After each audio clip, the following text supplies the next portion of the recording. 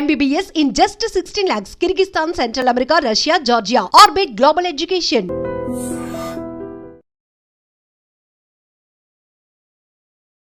నమస్తే, welcome to iDream.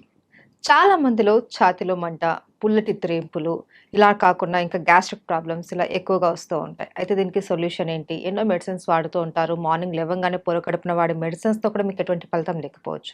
అయితే వీటన్నిటికీ కూడా వంటింటి చిట్కాలతో మనం ఎలా సొల్యూషన్ తీసుకోవాలి అన్న దాని గురించి చక్కగా వివరించడానికి మనతో పాటు ఉన్నారు ప్రముఖ ఆయుర్వేద వైద్య నిపుణులు, వంటింటి చిట్కాలలో చాలా ఫేమస్ ఆయన. ఈ పాటికి మీకు అర్థమైపోయి ఉంటుంది. ఆయనే చిట్టుబట్ల మధుసూదన్ శర్మ గారు. వారితో మాట్లాడి అసలు ఈ గ్యాస్ట్రిక్ ప్రాబ్లమ్స్కి ఎలాంటి సొల్యూషన్ చెప్తారు అన్నది అడిగి తెలుసుకుందాం. నమస్తే సార్. సార్, గ్యాస్ట్రిక్ ప్రాబ్లం అన్నది ఇప్పుడు చిన్నపిల్లలు కూడా మాకు ఛాతిలో మంట వచ్చేస్తుంది, పుల్లగా తేన్పులు వస్తున్నాయి, ఏం తినలేకపోతున్నాము అనేసి చెప్తూ ఉంటారు. అయితే గ్యాస్ట్రిక్ ప్రాబ్లం రావడానికి మెయిన్ రీజన్స్ ఏంటి సార్?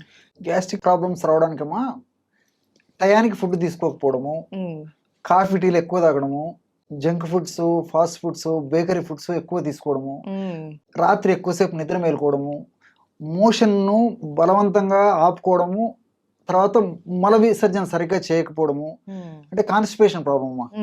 సో ఇలాంటివి అనేక రకాలైనటువంటి కారణాల వల్ల ఈ గ్యాస్ట్రిక్ ట్రబుల్ వస్తూ ఉంటుందమ్మా. ఈ గ్యాస్ట్రిక్ ట్రబుల్ సమస్య ఉన్నటువంటి వాళ్ళలో అందరిలో అన్ని లక్షణాలు ఒకే రకంగా ఉండవమ్మా. కొందరిలో ఒక్కొక్క రకమైనటువంటి లక్షణాలు ఉంటాయి. కొంతమందికి తేపుల రూపంలో ఈ యొక్క సమస్య ఇబ్బంది పెడుతూ ఉంటుంది, కొంతమందికి కడుపు ఉబ్బరంగా ఉంటుంది, కొంతమందికి వాంతి వచ్చినట్లు ఉంటుంది, కొంతమందికి తల బరువుగా ఉంటుంది, కొంతమందికి మోషన్ ప్రాబ్లం ఉంటుంది, కొంతమంది కడుపులో మంట ఉంటుంది, కొంతమంది కడుపులో ఏదో రాయి పెట్టినట్లు అనిపిస్తూ ఉంటుంది. ఇలా వివిధ రకాలైనటువంటి లక్షణాలు కలుగుతుంటాయమ్మా. మరికొంతమందికి అయితే ఈ ప్రభావం చేత అంతుబట్టని సమస్యలమ్మా, అంటే కీళ్ళ నొప్పులు, మోకాళ్ళ నొప్పులు, తర్వాత నడుము నొప్పి, భుజం నొప్పి, తలనొప్పి, ఇలాంటి వివిధ రకాలైన నొప్పులు కూడా కలుగుతుంటాయమ్మా. అలాంటి వాళ్ళలో ఏ పరీక్ష చేసినా ఏముండదమ్మా, పరీక్షలు చేయించుకుంటారు కానీ నార్మల్గా ఉంటాయి, సమస్య మాత్రం ఇబ్బంది పెడుతూ ఉంటుంది. గ్యాస్ట్రిక్ ట్రబుల్ సమస్య తగ్గిపోతే కానీ అవి తగ్గిపోవమ్మా. సో అట్లా కొంతమంది ఉంటారమ్మా. ఏది ఏమైనప్పటికీ మీరు అన్నట్లు ఈవెన్ ఒక్కొక్కసారి పరిగడుపున మింగే మాత్రలు కూడా మండి పడతాయమ్మా.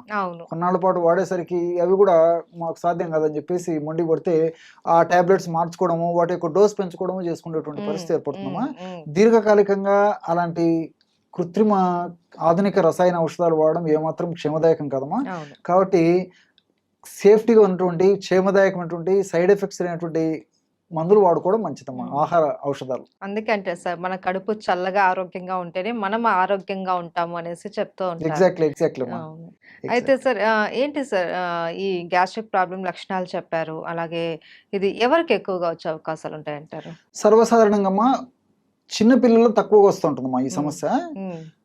యుక్త వయస్సు ఉన్నటువంటి వాళ్ళలో, అదేవిధంగా వయసు వచ్చినటువంటి వాళ్ళలో ఎక్కువ కలుగుతుంటాయమ్మా.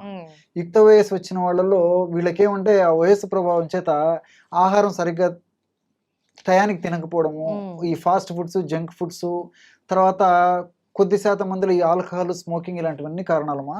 రాత్రి ఎక్కువసేపు నిద్ర మేల్కొంటుంటారు. ఇలాంటి కారణాల వల్ల చాలా వరకు యుక్త వయసు వాళ్ళలో కలుగుతుంటాయమ్మా. అదేవిధంగా చిన్నపిల్లల విషయానికి వస్తే వీళ్ళకు చాలా మందికి ఆ చిన్నపిల్లలకు ఆకలి తెలియదమ్మా. కాబట్టి ఆకలి తెలియక సరైనటువంటి ఆహారం సరిగ్గా తీసుకోలేకపోవడం చేత, తెలిసి తెలియక వాళ్లకు ఈ యొక్క సమస్య వస్తుంటుంది. రెండోది ఏంటంటే చిన్నపిల్లలు ఈ జంక్ ఫుడ్స్ అవి ఎక్కువ తీసుకుంటుంటారమ్మా. దీనివల్ల కూడా ఈ గ్యాస్ట్రిక్ ట్రబుల్ సమస్యలు వస్తుంటాయి. అట్లే వయసు వచ్చినటువంటి వాళ్ళు చూసినట్లయితే వయసు వచ్చిన తర్వాత ఏదో ఒక సమస్య చుట్టుముట్టి ఇబ్బంది పెడుతూ ఉంటుందమ్మా, ఏదో ఒక రకమైనటువంటి అనారోగ్యం. ఉదాహరణకి మనం 10 మందిని మనం గమనించినట్లయితే 50 సంవత్సరాలు దాటినటువంటి వాళ్ళలో, అలాగే చెప్పుకుంటూ పోతే ఈ రోజు 40 సంవత్సరాలు దాటినటువంటి వాళ్ళలో ఏదో ఒక సమస్య, అనారోగ్య సమస్య, ఏదో ఒకటి మాత్రం వేసుకుంటుండాల్సిందే, ఆ రోజును గడుపుతుండాల్సిందే. సో ఈ విధంగా వయస్సు పెరిగే కొద్దీ, వయస్సు వచ్చే కొద్దీ వ్యాధుల తాకిడి ఎక్కువైపోతుందమ్మా. వ్యాధుల తాకిడి ఎక్కువైపోద్ది, మందుల వాడకం ఎక్కువైపోతుంది. మందుల వాడకం ఎక్కువైపోద్ది, ప్లస్ ఉన్న మైనస్లు జాస్తి అయిపోతాయి. ఆ మైనస్లలో ఇది ఒకటమ్మా గ్యాస్ట్రిక్ ట్రబుల్. సో వాళ్ళు చాలా సఫర్ అయిపోతుంటారు అనమాట.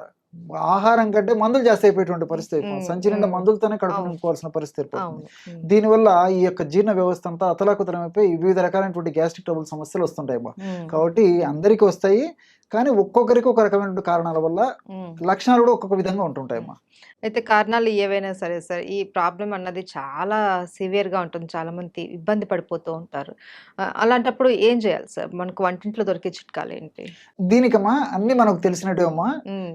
కానీ ఇందులో ఇంత అద్భుతమైనటువంటి ఔషధ గుణాలు ఉన్నాయా? ఇంత రిజల్ట్స్ వస్తున్నాయని చెప్పేసి ఆశ్చర్యం వేస్తుందమ్మా. మనం వాడి చూస్తే గాని తెలియదనమాట దాని హ్మ్. ఫలితము. హ్మ్. కేవలం 3 ఆహార ఔషధాలమ్మా. ఓకే.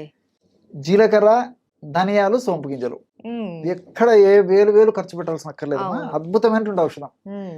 ఈ 3 పదార్థాలు ఒక్కొక్కటి 50 గ్రాములు తీసుకోవాలమ్మా. హ్మ్. అంటే జీలకర్ర ఒక 50 గ్రాములు వేయించేసేసి, హ్మ్. ధనియాలను వేయించి ఒక 50 గ్రాములు, సోంపు గింజలను వేయించేసి ఒక 50 గ్రాములు తీసుకోవాలమ్మా. హ్మ్. అన్నీ దోరగా వేయించుకోవాలి. అన్ని కలిపేసి మిక్సర్ అయినా వేసుకోవచ్చమ్మా. హ్మ్. ఓపిక ఉంటే సపరేట్ అని తయారు చేసుకోవచ్చు. ఓకే. లేకపోతే అన్ని కలిపేసి మిక్సర్ వేసేసుకోవచ్చు. హ్మ్. బాగా జల్లి పట్టేసేస్తే సరే ఒక 10 గ్రాములు అటు ఇటు అయినా ఇంచుమించు ఒక 140 గ్రామ్స్ 150 గ్రామ్స్ ఔషధం తయారైపోతుంది. హ్మ్. మొత్తం పౌడర్ బ్రహ్మాండమైనటువంటి పౌడర్ తయారైపోతుంది. హ్మ్. దాన్ని ఒక గాసీసారి నిల్వ ఉంచుకున్నామా, హాఫ్ టీ స్పూన్ ఉదయం ఆహారం తర్వాత అరచేతి మీద వేసుకొని కొద్దిగా చప్పరించేసేసి నీళ్ళు తాగేసేయాలమ్మా. కొద్దిగా హాఫ్ గ్లాస్ వాటర్. ఓకే. రాత్రి ఆహారం తిన్న తర్వాత కూడా ఒక హాఫ్ టీ స్పూన్ ఒక అరచేతులు వేసుకొని చప్పరించాలమ్మా. బాగా ఎంజాయ్ చేస్తూ అది చప్పరిస్తూ మింగేసేయాలి. హ్మ్. ఒక కప్పు అంటే ఒక 100 ml వాటర్ తాగితే సరిపోతుంది. హ్మ్. చిన్నపిల్లలు అయితే కొంచెం డోస్ తగ్గించుకోవాలమ్మా. ఓకే. అంటే 12, 13 సంవత్సరాలు దాటినటువంటి వాళ్ళకందరికీ ఈ డోస్ సరిపోతుంది. హ్మ్. ఇంకా 12, 13 సంవత్సరాల కంటే తక్కువ ఉన్నటువంటి వాళ్ళలో హాఫ్ టీ స్పూన్ కాకుండా పావు టీ స్పూన్ ఆ రేంజ్లో వాడుకుంటే సరిపోతుంది. హ్మ్. సో ఇది వాడడం వల్ల ఏమైతుందంటే within 3rd day 4th day నుంచి మంచి బ్రహ్మాండమైనటువంటి రిజల్ట్స్ వస్తాయమ్మా.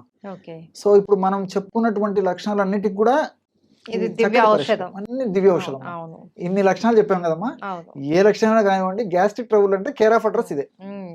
అంత అద్భుతంగా పనిచేస్తుంది అనమాట. హ్మ్. సో మనము ఆధునికంగా ఆలోచించినట్లయితేమా, ఇప్పుడు జీలకర్రలో థైమాల్ అనేటువంటి రసాయన పదార్థము, క్యుమినాల్డిహైడు, ఎపిజెనిన్, ఇలాంటి ల్యూటియోలిన్ అనేటువంటి అనేక రకాలైన రసాయన పదార్థాలు ఉన్నాయమ్మా. హ్మ్. ఇవన్నీ కూడా ప్రత్యక్షంగా పరోక్షంగా గ్యాస్ట్రిక్ జ్యూసెస్ని పెంచేందుకు ఉపయోగపడతాయి. తర్వాత బైల్ జ్యూస్ అమ్మా.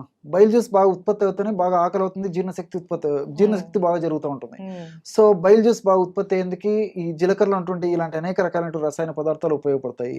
అట్లే ధనియాల్లో కొరియాండ్రాల్ అనేటువంటి రసాయన పదార్థము, ఇలాంటి రసాయన పదార్థాలు కూడా ఈ జీర్ణ వ్యవస్థలో వచ్చేటువంటి వివిధ రకాలైనటువంటి గ్యాస్ట్రిక్ ట్రబుల్ సమస్యలకు ఉపయోగపడతాయమ్మా. హ్మ్. అంటే సోంపు గింజలమ్మా. హ్మ్. సోంపు గింజలో ఎనథాలు, తర్వాత ఫైబరు ఇలాంటి రసాయన పదార్థాలు ఉంటాయమ్మా. హ్మ్. ఎనథాల్ అనేటువంటి ఈ రసాయన పదార్థము మనం తీసుకున్నటువంటి ఆహార పదార్థాలు పులవకుండా చేస్తాయి, బాగా జీర్ణమయ్యేటట్టు చేస్తాయి.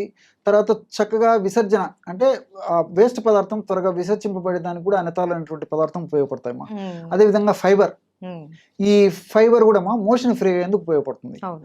ఆహార పదార్థం పులవకుండా ఉపయోగపడుతుంది. హ్మ్. అందులో మనకు తీసుకునేటువంటి ఆహార పదార్థాలమ్మా, ఇటువంటి ఆహార పదార్థాల్లో ఫైబర్ ఎక్కువగా ఉన్నటువంటిది ఈ సోపులోనేమా. హ్మ్. అందులో ఈ రోజుల్లో నాగరికత ప్రభావం చేత, పాశ్చాత్య నాగరికత ప్రభావం చేత మనం ఫైబర్ వాడకం తగ్గిపోయిందమ్మా. అవును. అవును. కాబట్టి ఫైబర్ ఎక్కువగా ఉన్నటువంటి ఇలాంటి సోపు గింజలను వాడుకోవడం వల్ల గ్యాస్ట్రిక్ ట్రబుల్ సమస్యలు తగ్గిపోవడమే కాకుండా శరీరానికి కూడా చాలా రక్షణ ఇచ్చేసేసి ఈ షుగర్, బీపీ, వెయిట్ లాంటివి రాకుండా కూడా కంట్రోల్ చేస్తుందమ్మా ఓకే. ఫైబర్. ఓకే. సో ఇలా అంతేకాకుండా ఇందులో ఉన్నటువంటి పాలిఫినాల్స్ అనేటువంటి ఒక రసాయన పదార్థాలు కూడా ఈ రక్తనాళాల్లో ఫ్యాట్ వల్ల, కొలెస్ట్రాల్ వల్ల, తర్వాత ఈ ప్లేట్లెట్స్ వల్ల పూడికలు ఏర్పడకుండా కూడా ఉపయోగపడతాయమ్మా హ్మ్. ఈ పాలిఫినాల్స్. హ్మ్. సో మనం వాడేది గ్యాస్ట్రిక్ ట్రబుల్ అయినప్పటికీ గ్యాస్ట్రిక్ ట్రబుల్ వల్ల వచ్చేటువంటి సమస్యలు తగ్గిపోతాయి.